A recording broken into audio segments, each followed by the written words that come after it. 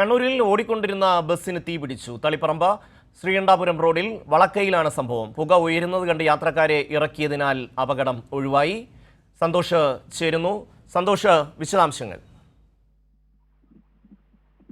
ഷമി, ഉച്ചക്ക് 12:15 കൂടിയാണ് ഈ ബസ്സിന് തീപിടിച്ചത്.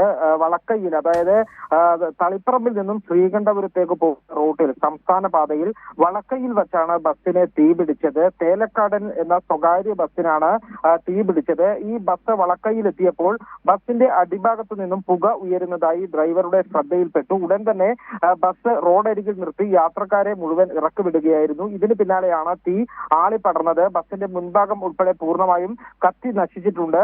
തളിപ്പറമ്പിൽ നിന്നും ഫയർഫോഴ്സ് എത്തി തീ അണക്കുകയായിരുന്നു. ഈ പുക ഉയരുന്നത് ശ്രദ്ധയിൽപ്പെട്ട് ബസ് നിർത്തി യാത്രക്കാരെ മുഴുവൻ ഇറക്കിയത് കൊണ്ടാണ് ഈ അപകടം ആളപായം ഇല്ലാതെ ഒഴിവായത്. വലിയ അപകടമാണ് ഒഴിവായത്. ഷമി, കണ്ണൂരിൽ ബസ്സിന് തീപിടിച്ചു, അപകടമില്ല. സന്തോഷാണ് വിശദാംശങ്ങൾ നൽകിയത്.